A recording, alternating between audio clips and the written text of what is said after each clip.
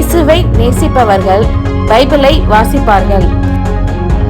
இந்த சேனலை பின்பற்றினால் ஓராண்டில் வேதாகமத்தை வாசித்து முடித்து விடலாம்.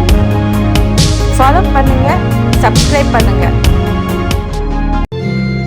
1 ராஜாக்கள் 13ஆம் அதிகாரம்.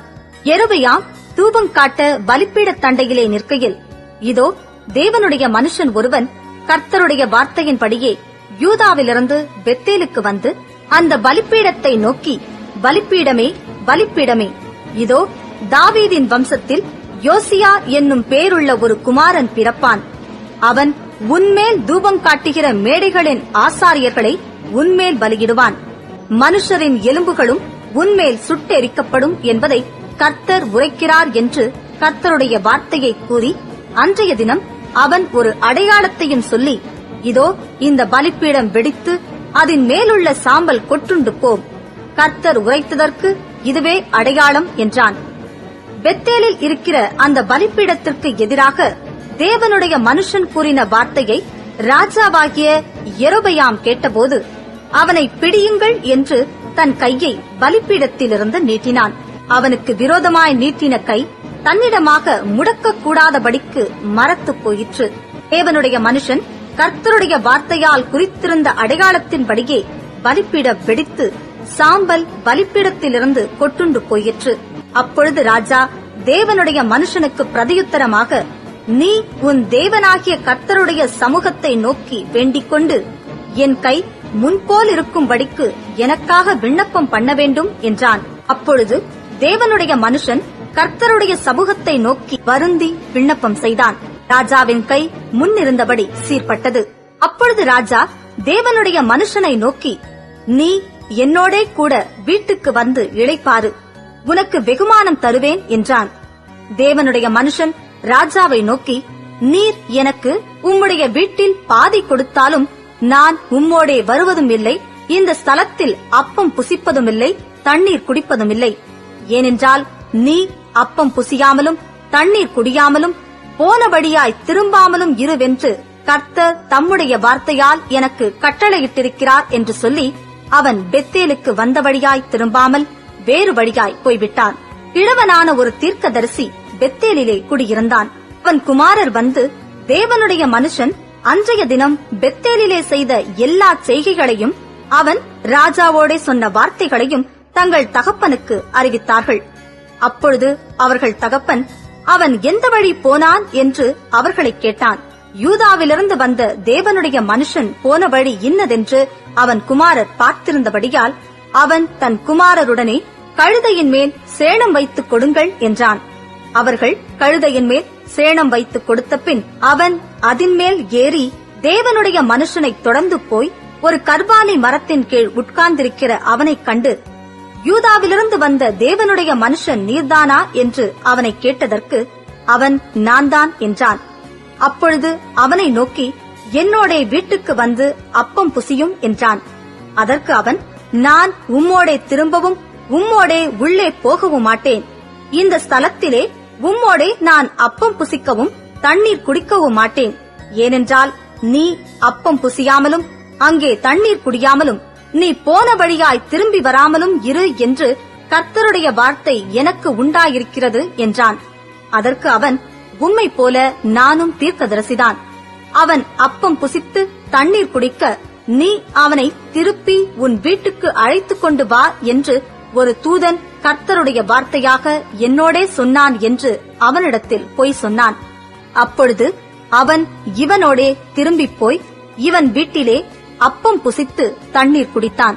அவர்கள் பந்தியில் உட்கார்ந்திருக்கிற போது அவனை திருப்பிக் கொண்டு வந்த தீர்க்கதரிசிக்கு கர்த்தருடைய வார்த்தை உண்டானதினால் அவன் யூதாவிலிருந்து வந்த தேவனுடைய மனுஷனை பார்த்து சத்தமிட்டு, உன் தேவனாகிய கர்த்தர் உனக்கு கற்பித்த கட்டளையை நீ கைக்கொள்ளாமல் கர்த்தருடைய வாக்கை மீறி அப்பம் புசிக்கவும் தண்ணீர் குடிக்கவும் வேண்டாம் என்று அவர் விலக்கின ஸ்தலத்திற்கு நீ திரும்பி அப்பம் புசித்து தண்ணீர் குடித்தபடியினால் உன்னுடைய பிரேதம் உன் பிதாக்களின் கல்லறையிலே சேருவதில்லை என்று கர்த்தர் சொல்லுகிறார் என்றான். அவன் போஜன பானம் பண்ணி முடிந்த பின்பு அந்த தீர்க்கதரிசியை திருப்பிக் கொண்டு வந்தவன் அவனுக்கு கழுதையின் மேல் சேணம் வைத்து கொடுத்தான். அவன் போன பிற்பாடு வழியிலே ஒரு சிங்கம் அவனுக்கு எதிர்பட்டு அவனை கொன்று போட்டது. அவன் பிரேதம் வழியிலே கிடந்தது. கழுதை அதன் அண்டையிலே நின்றது. சிங்கமும் பிரேத தண்டையிலே நின்றது. அந்த வழியே கடந்து வருகிற மனுஷர் வழியிலே கிடக்கிற பிரேதத்தையும் பிரேத தண்டையிலே நிற்கிற சிங்கத்தையும் கண்டு கிழவனான தீர்க்கதரிசி குடியிருந்த பட்டணத்திலே வந்து சொன்னார்கள். அவனை வழியிலிருந்து திரும்ப பண்ணின தீர்க்கதரிசி அதை கேட்டபோது, அவன் கர்த்தருடைய வாக்கை மீறின தேவனுடைய மனுஷன்தான். கர்த்தர் அவனுக்கு சொன்ன வார்த்தையின்படியே கர்த்தர் அவனை ஒரு சிங்கத்திற்கு ஒப்புக் கொடுத்தார். அது அவனை முறித்து கொன்று போட்டது என்று சொல்லி தன் குமாரரை நோக்கி, எனக்கு கழுதையின் மேல் சேணம் வைத்துக் கொடுங்கள் என்றான். அவர்கள் சேணம் வைத்துக் கொடுத்தார்கள். அப்பொழுது அவன் போய் வழியிலே கிடக்கிற அவன் பிரேதத்தையும் பிரேத தண்டையிலே கழுதையும் சிங்கமும் நிற்கிறதையும் கண்டான். அந்த சிங்கம் பிரேதத்தை தின்னவும் இல்லை, கழுதையை முறித்து போடவும் இல்லை. அப்பொழுது கிழவனான அந்த தீர்க்கதரிசி தேவனுடைய மனுஷனின் பிரேதத்தை எடுத்து அதை கழுதையின் மேல் வைத்து அதற்காக துக்கம் கொண்டாடவும் அதை அடக்கம் பண்ணவும் அதை தன் பட்டணத்திற்கு கொண்டு வந்து அவன் பிரேதத்தை தன்னுடைய கல்லறையிலே வைத்தான். அவனுக்காக ஐயோ என் சகோதரனே என்று புலம்பி துக்கம் கொண்டாடினார்கள். அவனை அடக்கம் பண்ணின பின்பு அவன் தன் குமாரரை நோக்கி, நான் மரிக்கும் போது தேவனுடைய மனுஷன் அடக்கம் பண்ணப்பட்ட கல்லறையிலே என்னையும் நீங்கள் அடக்கம் பண்ணி அவன் எலும்புகள் அண்டையிலே என் எலும்புகளையும் வையுங்கள். அவன் பெத்தேலில் இருக்கிற பலிப்பீடத்திற்கும் சமாரியாவின் பட்டணங்களில் இருக்கிற மேடைகளாகிய சகல கோவில்களுக்கும் விரோதமாக கூறின கர்த்தருடைய வார்த்தை நிச்சயமாய் நிறைவேறும் என்றான். இந்த நடபடிக்கு பின்பு யெரொபெயாம் தன் பொல்லாத வழியை விட்டு திரும்பாமல் மறுபடியும் ஜனத்தில் ஈனமானவர்களை மேடைகளின் ஆசாரியராக்கினான். எவன் மேல் அவனுக்கு மனதிருந்ததோ அவனை பிரதிஷ்டை பண்ணினான். அப்படிப்பட்டவர்கள் மேடைகளின் ஆசாரியரானார்கள். யெரொபெயாமின் வீட்டாரை பூமியின் மேல் வைக்காமல் அதம் பண்ணி அழிக்கும்படியாக இந்த காரியம் அவர்களுக்கு பாவமாயிற்று. 1 ராஜாக்கள் 14ஆம் அதிகாரம். அக்காலத்திலே யெரொபெயாமின் குமாரனாகிய அபியா வியாதியில் விழுந்தான். அப்பொழுது யெரொபெயாம் தன் மனைவியை பார்த்து, நீ எழுந்து நீ யெரொபெயாமின் மனைவி என்று ஒருவரும் அறியாதபடிக்கு வேஷம் மாறி சீலோவுக்குப் போ. இந்த ஜனத்தின் மேல் நான் ராஜாவாவேன் என்று என்னோடே சொன்ன தீர்க்கதரிசியாகிய அகியா அங்கே இருக்கிறான். நீ உன் கையிலே 10 அப்பங்களையும் பணியாரங்களையும் 1 கலசம் தேனையும் எடுத்துக்கொண்டு அவனிடத்துக்குப் போ. பிள்ளைக்கு சம்பவிக்கப் போகிறது இன்னதென்று அவன் உனக்கு அறிவிப்பான் என்றான். அப்படியே யெரொபெயாமின் மனைவி செய்தாள். அவள் எழுந்து சீலோவுக்குப் போய் அகியாவின் வீட்டிற்குள் பிரவேசித்தாள். அகியாவோ முதிர் வயதானதினால் அவன் கண்கள் மங்கலடைந்து பார்க்க கூடாதிருந்தான். கர்த்தர் அகியாவினிடத்தில், இதோ யெரொபெயாமின் மனைவி வியாதியாயிருக்கிற தன் குமாரனுக்காக உன்னை ஒரு விசேஷம் கேட்க வருகிறாள். நீ அவளுக்கு இன்ன பிரகாரமாக சொல்ல வேண்டும். அவள் உட்பிரவேசிக்கிற போது தன்னை அந்நிய ஸ்திரீயாக காண்பிப்பாள் என்றார். ஆகையால் வாசற்படிக்குள் பிரவேசிக்கும் அவளுடைய நடையின் சத்தத்தை அகியா கேட்டவுடனே அவன், யெரொபெயாமின் மனைவியே, உள்ளே வா. உன்னை அந்நிய ஸ்திரீயாக காண்பிக்கிறதென்ன? துக்க செய்தியை உனக்கு அறிவிக்க நான் அனுப்பப்பட்டேன். நீ போய் யெரொபெயாமை நோக்கி, இஸ்ரவேலின் தேவனாகிய கர்த்தர் சொல்லுகிறது என்னவென்றால், ஜனத்தினின்று உன்னை நான் உயர்த்தி உன்னை இஸ்ரவேல் என்னும் என் ஜனத்தின் மேல் அதிபதியாக வைத்தேன். நான் ராஜ்யபாரத்தை தாவீது வம்சத்தாரின் கையிலிருந்து பிடுங்கி உனக்கு கொடுத்தேன். ஆனாலும் என் கற்பனைகளை கைக்கொண்டு என் பார்வைக்கு செம்மையானதையே செய்ய தன் முழு இருதயத்தோடும் என்னை பின்பற்றின என் தாசனாகிய தாவீதைப் போல நீ இராமல் உனக்கு முன்னிருந்த எல்லாரை பார்க்கிலும் பொல்லாப்பு செய்தாய். எனக்கு கோபம் உண்டாக்க நீ போய் உனக்கு அந்நிய தேவர்களையும் வார்க்கப்பட்ட விக்கிரகங்களையும் உண்டு பண்ணி உனக்கு புறம்பே என்னை தள்ளிவிட்டாய். ஆகையால் இதோ நான் யெரொபெயாமுடைய வீட்டின் மேல் பொல்லாப்பை வரப்பண்ணி யெரொபெயாமுக்கு சுவர் மேல் நீர்விடும் ஒரு நாய் முதலாயிராதபடிக்கு இஸ்ரவேலிலே அடைப்பட்டவனையும் விடுபட்டவனையும் சங்காரம் பண்ணி குப்பை கழித்து போடப்படுகிறது போல யெரொபெயாமின் பின்னடியாரை அவர்கள் கட்டோடே அற்றுப்போகும் மட்டும் கழித்துப் போடுவேன் என்றார். யெரொபெயாமின் சந்ததியாரில் பட்டணத்திலே சாகிறவனை நாய்கள் தின்னும், வெளியிலே சாகிறவனை ஆகாயத்தின் பறவைகள் தின்னும். கர்த்தர் இதை உரைத்தார். ஆகையால் நீ எழுந்து உன் வீட்டுக்கு போ. உன் கால்கள் பட்டணத்திற்குள் பிரவேசிக்கையில் பிள்ளையாண்டான் செத்துப் போவான். அவனுக்காக இஸ்ரவேலர் எல்லாரும் துக்கம் கொண்டாடி அவனை அடக்கம் பண்ணுவார்கள். யெரொபெயாமின் வீட்டாரில் இஸ்ரவேலின் தேவனாகிய கர்த்தருக்கு முன்பாக அவனிடத்திலே நல்ல காரியம் காணப்பட்டதினால் யெரொபெயாமின் சந்ததியில் அவன் ஒருவனே கல்லறைக்குட்படுவான். ஆனாலும் கர்த்தர் தமக்கு இஸ்ரவேலின் மேல் ஒரு ராஜாவை எழும்ப பண்ணுவார். அவன் அந்நாளிலே யெரொபெயாமின் வீட்டாரை சங்கரிப்பான். இப்போதே இது நடந்தேறும். தண்ணீரிலே நாணல் அசைகிறது போல கர்த்தர் இஸ்ரவேலை முறிந்தசைய பண்ணி அவர்கள் பிதாக்களுக்கு தாம் கொடுத்த இந்த நல்ல தேசத்திலிருந்து இஸ்ரவேலை வேரோடே பிடுங்கி அவர்கள் தங்களுக்கு தோப்பு விக்கிரகங்களை வைத்து கர்த்தருக்கு கோபம் உண்டாக்கினபடியினால் அவர்களை நதிக்கப்பாலே சிதறடித்து யெரொபெயாம் செய்ததும் இஸ்ரவேலை செய்ய பண்ணினதுமான பாவத்து நிமித்தம் இஸ்ரவேலை ஒப்புக் கொடுத்து விடுவார் என்றான். அப்பொழுது யெரொபெயாமின் மனைவி எழுந்து புறப்பட்டு திர்சாவுக்கு வந்தாள். அவள் வாசற்படியிலே வருகையில் பிள்ளையாண்டான் செத்துப்போனான். கர்த்தர் தீர்க்கதரிசியாகிய அகியா என்னும் தமது ஊழியக்காரனை கொண்டு சொன்ன வார்த்தையின்படியே அவர்கள் அவனை அடக்கம் பண்ணி இஸ்ரவேலர் எல்லாரும் அவனுக்காக துக்கம் கொண்டாடினார்கள். யெரொபெயாம் யுத்தம் பண்ணினதும் ஆண்டதுமான அவனுடைய மற்ற வர்த்தமானங்கள் இஸ்ரவேல் ராஜாக்களின் நாளாகம புஸ்தகத்தில் எழுதியிருக்கிறது. யெரொபெயாம் ராஜ்யபாரம் பண்ணின காலம் 22 வருஷம். அவன் தன் பிதாக்களோட நித்திரை அடைந்த பின் அவன் குமாரனாகிய நாத்தாப் அவன் ஸ்தானத்தில் ராஜாவானான். சாலமோனின் குமாரனாகிய ரெகொபெயாம் யூதாவிலே ராஜ்யபாரம் பண்ணினான். ரெகொபெயாம் ராஜாவாகிற போது 41 வயதாயிருந்து கர்த்தர் தம்முடைய நாமம் விளங்கும்படி இஸ்ரவேல் கோத்திரங்களிலெல்லாம் தெரிந்து கொண்ட நகரமாகிய எருசலேமிலே 17 வருஷம் ராஜ்யபாரம் பண்ணினான். அம்மோன் ஜாதியான அவனுடைய தாயின் பேர் நாமாள்.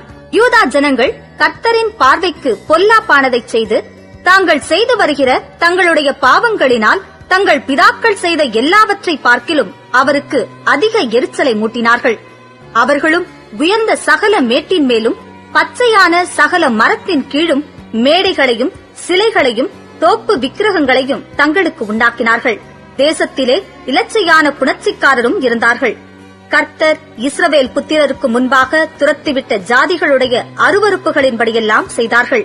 ரெகொபெயாம் ராஜ்யபாரம் பண்ணும் 5ஆம் வருஷத்திலே எகிப்தின் ராஜாவாகிய சீஷாக் எருசலேமுக்கு விரோதமாய் வந்து கர்த்தருடைய ஆலயத்தின் பொக்கிஷங்களையும் ராஜாவுடைய அரமனையின் பொக்கிஷங்களையும் சாலமோன் செய்வித்த பொன் பரிசைகள் ஆகிய சகலத்தையும் எடுத்துக்கொண்டு போய்விட்டான். அவைகளுக்கு பதிலாக ராஜாவாகிய ரெகொபெயாம் வெண்கல பரிசைகளை செய்வித்து அவைகளை ராஜாவின் வாசற்படியை காக்கிற சேவகருடைய தலைவரின் கையில் ஒப்புவித்தான். ராஜா கர்த்தருடைய ஆலயத்துக்குள் பிரவேசிக்கும் போது அரமனை சேவகர் அவைகளை பிடித்துக் கொண்டு போய் திரும்ப தங்கள் அறையிலே வைப்பார்கள். ரெகொபெயாமின் மற்ற வர்த்தமானங்களும் அவன் செய்தவை யாவும் யூதாவுடைய ராஜாக்களின் நாளாகம புஸ்தகத்தில் அல்லவோ எழுதியிருக்கிறது. ரெகொபெயாமுக்கும் யெரொபெயாமுக்கும் அவர்கள் இருந்த நாட்களிலெல்லாம் யுத்தம் நடந்து கொண்டிருந்தது. ரெகொபெயாம் தன் பிதாக்களோட நித்திரை அடைந்து தாவீதின் நகரத்தில் தன் பிதாக்கள் அண்டையில் அடக்கம் பண்ணப்பட்டான். அம்மோன் ஜாதியான அவன் தாய்க்கு நாமாள் என்று பேர். அவன் குமாரனாகிய அபியாம் அவன் ஸ்தானத்தில் ராஜாவானான். 1 ராஜாக்கள் 15ஆம் அதிகாரம். நேபாத்தின் குமாரனாகிய யெரொபெயாம் என்னும் ராஜாவின் 18ஆம் வருஷத்திலே அபியாம் யூதாவின் மேல் ராஜாவாகி 3 வருஷம் எருசலேமில் ராஜ்யபாரம் பண்ணினான். அப்சலோமின் குமாரத்தியாகிய அவனுடைய தாயின் பேர் மாகாள். தன் தகப்பன் தனக்கு முன் செய்த எல்லா பாவங்களிலும் அவன் நடந்தான். அவன் இருதயம் அவன் தகப்பனாகிய தாவீதின் இருதயத்தைப் போல் தன் தேவனாகிய கர்த்தருக்கு முன்பாக உத்தமமாயிருக்கவில்லை. ஆனாலும் தாவீதின் நிமித்தம் அவனுடைய தேவனாகிய கர்த்தர் அவனுக்கு பிற்பாடு அவன் குமாரனை எழும்ப பண்ணுகிறதினாலும் எருசலேமை நிலைநிறுத்துகிறதினாலும் அவனுக்கு எருசலேமில் ஒரு விளக்கை கட்டளையிட்டு வந்தார். தாவீது ஏத்தியனாகிய உரியாவின் சங்கதி ஒன்று தவிர கர்த்தர் தனக்கு கட்டளையிட்டதிலே தான் உயிரோடிருந்த நாளெல்லாம் ஒன்றையும் விட்டு விலகாமல் அவர் பார்வைக்கு செம்மையானதை செய்து வந்தான். ரெகொபெயாமுக்கும் யெரொபெயாமுக்கும் அவர்கள் இருந்த நாட்களிலெல்லாம் யுத்தம் நடந்து கொண்டிருந்தது. அபியாமின் மற்ற வர்த்தமானங்களும் அவன் செய்தவை யாவும் யூதாவுடைய ராஜாக்களின் நாளாகம புஸ்தகத்தில் அல்லவோ எழுதியிருக்கிறது. அபியாமுக்கும் யெரொபெயாமுக்கும் யுத்தம் நடந்து கொண்டிருந்தது. அபியாம் தன் பிதாக்களோட நித்திரை அடைந்த பின் அவனை தாவீதின் நகரத்தில் அடக்கம் பண்ணினார்கள். அவன் குமாரனாகிய ஆசா அவன் ஸ்தானத்தில் ராஜாவானான். இஸ்ரவேலின் ராஜாவாகிய யெரொபெயாமின் 20ஆம் வருஷத்திலே ஆசா யூதாவின் மேல் ராஜாவாகி 41 வருஷம் எருசலேமில் ராஜ்யபாரம் பண்ணினான். அப்சலோமின் குமாரத்தியாகிய அவனுடைய தாயின் பேர் மாகாள். ஆசா தன் தகப்பனாகிய தாவீதைப் போல் கர்த்தரின் பார்வைக்கு செம்மையானதைச் செய்தான். அவன் லட்சையான புணர்ச்சிக்காரரை தேசத்திலிருந்து அகற்றி தன் பிதாக்கள் உண்டு பண்ணின நரகலான விக்கிரகங்களையெல்லாம் விலக்கி தோப்பிலே அருவருப்பான விக்கிரகத்தை உண்டு பண்ணின தன் தாயாகிய மாகாளையும் ராஜாத்தியாய் இராதபடிக்கு விலக்கிவிட்டான். அவளுடைய விக்கிரகத்தையும் ஆசா நிர்மூலமாக்கி கீதரோன் ஆற்றண்டையிலே சுட்டெரித்து போட்டான். மேடைகளோ தகர்க்கப்படவில்லை. ஆனாலும் ஆசா உயிரோடிருந்த நாளெல்லாம் அவன் இருதயம் கர்த்தரோடே உத்தமமாயிருந்தது. தன் தகப்பனும் தானும் பரிசுத்தப்படுத்தும்படி நேர்ந்து கொண்ட வெள்ளியையும் பொன்னையும் பனிமுட்டுகளையும் அவன் கர்த்தருடைய ஆலயத்திலே கொண்டு வந்தான். ஆசாவுக்கும் இஸ்ரவேலின் ராஜாவாகிய பாஷாவுக்கும் அவர்களுடைய நாட்களிலெல்லாம் யுத்தம் நடந்து கொண்டிருந்தது. ஒருவரும் யூதாவின் ராஜாவாகிய ஆசாவினிடத்தில் போக்குவரத்தாயிராதபடிக்கு இஸ்ரவேலின் ராஜாவாகிய பாஷா யூதாவுக்கு விரோதமாக வந்து ராமாவை கட்டினான். அப்பொழுது ஆசா கர்த்தருடைய ஆலயத்தின் பொக்கிஷங்களில் மீதியான எல்லா வெள்ளியையும் பொன்னையும் ராஜாவின் அரமனையின் பொக்கிஷங்களையும் எடுத்து அவைகளை தன் ஊழியக்காரர் கையிலே தமஸ்குவில் வாசமாயிருக்கிற எசியோனின் மகனாகிய தப்ரிமோனின் குமாரன் பெனாதாத் என்னும் சீரியாவின் ராஜாவுக்கு கொடுத்தனுப்பி, எனக்கும் உமக்கும் என் தகப்பனுக்கும் உம்முடைய தகப்பனுக்கும் உடன்படிக்கை உண்டே. இதோ உமக்கு வெகுமதியாய் வெள்ளியையும் பொன்னையும் அனுப்புகிறேன். இஸ்ரவேலின் ராஜாவாகிய பாஷா என்னை விட்டு விலகிப் போகும்படிக்கு நீர் வந்து அவனோடு செய்த உடன்படிக்கையை தள்ளிப்போடும் என்று சொல்லச் சொன்னான். பெனாதாத் ராஜாவாகிய ஆசாவுக்கு செவிக் கொடுத்து தனக்கு உண்டான சேனாபதிகளை இஸ்ரவேலின் பட்டணங்களுக்கு விரோதமாக அனுப்பி ஈயோனையும் தானையும் பெத்மாக்கா என்னும் ஆபேலையும் கின்னரோத் அனைத்தையும் நப்தலியின் முழு தேசத்தோடும் கூட முறிய அடித்தான். பாஷா அதை கேட்டபோது ராமாவை கட்டுகிறதை விட்டு திர்சாவிலிருந்து விட்டான். அப்பொழுது ராஜாவாகிய ஆசா யூதா எங்கும் ஒருவரும் தப்பாமல் எல்லாரும் போய் பாஷா கட்டின ராமாவின் கற்களையும் அதன் மரங்களையும் எடுத்து வர பறைமுறையிடுவித்து அவைகளினால் பென்யமீன் கோத்திரத்திலுள்ள கேபாவையும் மிஸ்பாவையும் கட்டினான். ஆசாவின் மற்ற எல்லா வர்த்தமானங்களும் அவனுடைய எல்லா வல்லமையும் அவன் செய்தவை யாவும் அவன் கட்டின பட்டணங்களின் வரலாறும் யூதாவுடைய ராஜாக்களின் நாளாகம புஸ்தகத்தில் அல்லவோ எழுதியிருக்கிறது. அவன் முதிர் வயதான காலத்தில் அவனுடைய கால்களில் வியாதி கண்டிருந்தது. ஆசா தன் பிதாக்களோடே நித்திரை அடைந்த பின் தன் தகப்பனாகிய தாவீதின் நகரத்திலே தன் பிதாக்கள் அண்டையில் அடக்கம் பண்ணப்பட்டான். அவன் குமாரனாகிய யோசபாத் அவன் ஸ்தானத்திலே ராஜாவானான். யூதாவின் ராஜாவாகிய ஆசாவின் 2ஆம் வருஷத்திலே யெரொபெயாமின் குமாரனாகிய நாதாப் இஸ்ரவேலின் மேல் ராஜாவாகி 2 வருஷம் இஸ்ரவேலின் மேல் ராஜ்யபாரம் பண்ணினான். அவன் கர்த்தருடைய பார்வைக்கு பொல்லாப்பானதைச் செய்து தன் தகப்பன் வழியிலும் அவன் இஸ்ரவேலை பாவம் செய்ய பண்ணின அவனுடைய பாவத்திலும் நடந்தான். இசக்கார் வம்சத்தானாகிய அகியாவின் குமாரனான பாஷா அவனுக்கு விரோதமாய் கட்டுப்பாடு பண்ணி நாதாபும் இஸ்ரவேல் அனைத்தும் பெலிஸ்தருக்கு இருந்த கிபத்தோனை முற்றுகை போட்டிருக்கையில் பாஷா அவனை கிபத்தோனிலே வெட்டி போட்டான். பாஷா யூதாவின் ராஜாவாகிய ஆசாவின் 3ஆம் வருஷத்திலே அவனை கொன்று போட்ட பின் அவன் ஸ்தானத்தில் ராஜாவானான். அப்பொழுது யெரொபெயாம் செய்ததும் இஸ்ரவேலை செய்ய பண்ணினதுமான பாவங்களின் நிமித்தமும் அவன் இஸ்ரவேலின் தேவனாகிய கர்த்தருக்கு உண்டாக்கின கோபத்தின் நிமித்தமும் கர்த்தர் சீலோனியனான அகியா என்னும் தமது ஊழியக்காரனை கொண்டு சொல்லியிருந்த வார்த்தையின்படியே அவன் ராஜாவான பின் அவன் யெரொபெயாமின் வீட்டாரையெல்லாம் வெட்டி போட்டான்.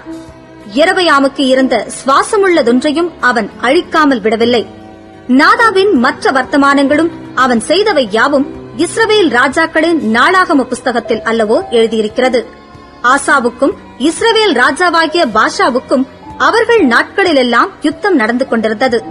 யூதாவின் ராஜாவாகிய ஆசாவின் 3ஆம் வருஷத்திலே அகியாவின் குமாரனாகிய பாஷா இஸ்ரவேல் அனைத்தின் மேலும் திர்சாவிலே ராஜாவாகி 24 வருஷம் ஆண்டு கர்த்தரின் பார்வைக்கு பொல்லாப்பானதைச் செய்து யெரொபெயாமின் வழியிலும் அவன் இஸ்ரவேலை பாவம் செய்ய பண்ணின அவனுடைய பாவத்திலும் நடந்தான்.